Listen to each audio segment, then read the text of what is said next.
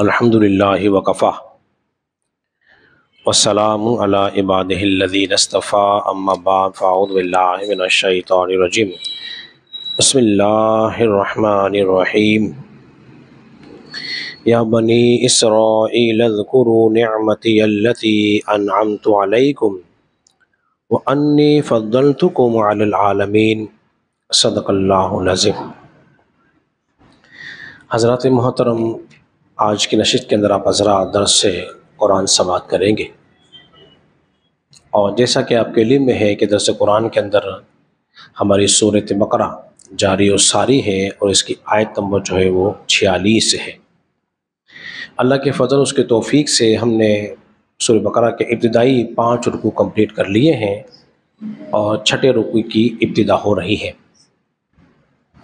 اللہ نے ارشاد فرمایا یا بنی اسرائیل اذکروا نعمتی التی انعمت علیکم، اے آل یعقوب یاد کرو میرا وہ احسان جو میں نے تم پر کیا تھا، وانی فضلتکم علی العالمین، اور میں نے تم کو زمانے پر فضیلت دی ہے۔ حضرات محترم، اس سے پہلے درس قرآن کے اندر آپ حضرات نماز اور صبر سے مدد مانگنے کا تذکرہ سماعت کر چکے ہیں، اور اب بات ہو رہی ہے فضیلت کی کہ اے بنی اسرائیل، اے آل یعقوب، میری نعمتوں کو یاد کرو جو ہم نے تم پر کیا تھا۔ انعام و اکرام کی بات ہو رہی ہے، اور انعام و اکرام کا تذکرہ یا بنی اسرائیل اذکروا نعمتی التی انعمت علیکم واوفوا بعہدی، اوف بعہدی کی جو ہم نے تفسیر بیان کی تھی اس کے اندر بیان کر چکے ہیں۔ اس سے پہلے یہ تھا کہ میرا عہد پورا کرو، اس سے پہلے تھا میرا عہد پورا کرو، اور وہ انعامات کیا تھے سرسری طور پر میں آپ کے سامنے چند لفظوں میں اس کا بیان کر دوں۔ اللہ نے بنی اسرائیل کو پر بڑے انعامات فرمائے کہ من سلوہ نازل کیا، بادلوں کو سایہ کیا، پانی کے چشمے جاری ہوئے، اور سمندروں سے راستے نکالے ان کے لیے۔ کتنے بڑے انعام تھے۔ اور اب کہا جا رہا ہے کہ ہم نے تمہیں زمانے کی تمام لوگوں پہ فضیلت دی ہے۔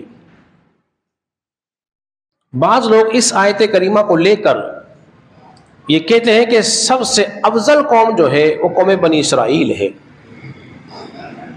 اس لیے کہ انی فضلتکم علی العالمین، اور ہم نے تمہیں تمام زمانے پر فضیلت دی ہے۔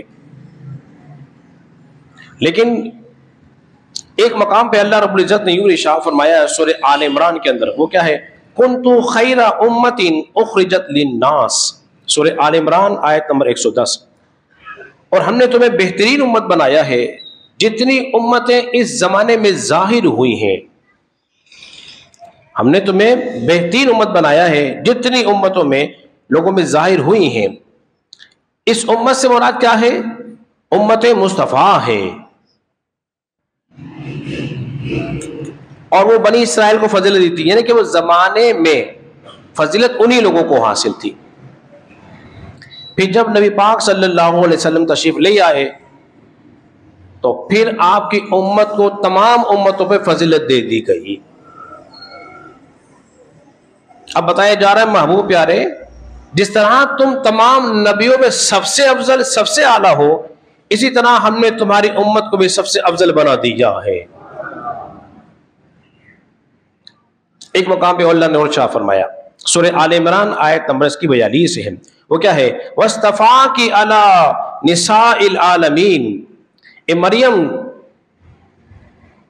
تم کو تمام جہان کی عورتوں پہ فضیلت دی ہے۔ مریم کو تمام جہاں کی عورتوں پہ فضیلت دی ہے، اس سے مراد وہ ان کے اپنے زمانے کی تھی۔ جس زمانے میں بی بی مریم تھی ان سے افضل کوئی بھی نہیں تھا، لیکن اس زمانے میں، یعنی کہ زمانے رسالت میں، یہ زمانہ جو ہے زمانہ رسالت ہی ہے، تو اس کے اندر جو ہے آپ حضرت خدیجہ، عائشہ، فاطمہ رضی اللہ تعالی عنہا سے افضل نہیں ہے۔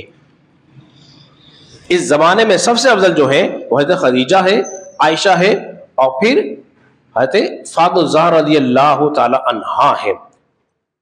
اس کی دلیل کیا ہے؟ اللہ نے شاہ فرمایا سورہ احزاب کے اندر آیت نمبر 32 کے اندر، یا نساء النبی لستن کاحد من النساء، اے نبی کی بیویوں تم عام عورتوں کی طرح نہیں ہو۔ پھر کیسی ہو؟ اللہ نے سورہ احزاب آیت نمبر 6 میں شاہ فرمایا وَأَزْوَاجُهُ أُمَّهَاتُهُمْ أَوْلَى بِالْمُؤْمِنِينَ النَّبِيُّ أَوْلَى بِالْمُؤْمِنِينَ مِنْ أَنفُسِهِمْ وَأَزْوَاجُهُ أُمَّهَاتُهُمْ، یہ نبی کی بیویاں جو ہیں مومنوں کی ماں ہیں۔ تو بی بی مریم اپنے زمانے میں افضل تھی، قوم بنی اسرائیل اپنے زمانے میں افضل تھی، لیکن امت مصطفیٰ تمام میں افضل و اعلیٰ ہے۔ حضرات محترم، معلوم کیا ہوا؟ اے بنی اسرائیل، جو اللہ نے تمہیں عظمتیں دی تھی، جو نعمتیں دی، جو احسان تو تم پہ کیا تھا، اگر تم چاہتے ہو نا وہ برقرار رہے اور قائم و دائم رہے، ایک کام کرنا پڑے گا۔ وہ کیا ہے؟ وَآمِنُوا بِمَا أَنزَلْتُ مُصَدِّقًا لِمَا مَعَكُمْ، تمہیں ایمان لانا پڑے گا، ایمان لانا پڑے گا، کیونکہ ایمان کے بغیر کوئی نسب نفع نہیں دیتا۔ جس طرح حضرت نوح علیہ السلام کا سگا بیٹا تھا، مگر آپ پہ ایمان نہیں لایا، غرق ہو گیا، تو نسب کب فائدہ دے گا؟ جب انسان ایمان لے آئے، ایمان کے بعد تقوی پرہیزگاری اختیار کرے گا۔ جب ایمان ہو، تقوی پرہیزگاری ہوگی، تو ہوگا کیا؟ اللہ تبارک و تعالیٰ اس کو بلندی عطا فرمائے گا۔ بلندی، اللہ نے فرمایا میری نعمتوں کو یاد کرو۔ دیکھو، جو اللہ احسان کرے اس احسان کو بھولنا نہیں چاہیے، ہمیشہ ہر وقت اللہ کی اس نعمت کو اپنے پیش نظر رکھنا چاہیے، اس نعمت کو یاد کرتے رہنا چاہیے، اس کا تذکرہ کرتے رہنا چاہیے، اس لیے کہ جتنا تذکرہ ہوتا رہے گا نعمت میں اضافہ ہوتا رہے گا۔ اللہ رب العزت نے شاہ فرمائے ایک مقام پر اما بنعمت ربک فحدث، اللہ کی نعمت کو چرچا کرو۔ اور سب سے بڑی نعمت کون سی؟ رسول پاک صلی اللہ علیہ وسلم کی ذات اقدس ہے۔ آج اس کائنات میں جو رنگینیاں بہاریں نظر آ رہی ہیں، یہ کیا ہے؟ کمال مصطفیٰ ہے۔ کیا ہے؟ کمال مصطفیٰ ہے۔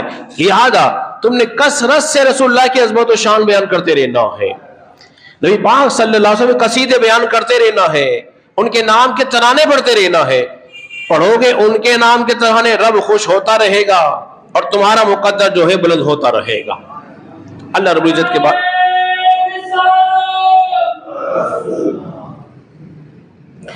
تو جتنا انسان تذکرہ کرتا ہے اتنا ہی اللہ کے رسول کا محبوب اور پیارا بن جاتا ہے۔ اللہ رب العزت کے بارے میں دعا کریں خالق کائنات ہم سب کو سمجھنے اور عمل پیرا ہونے کی توفیق عطا فرمائے۔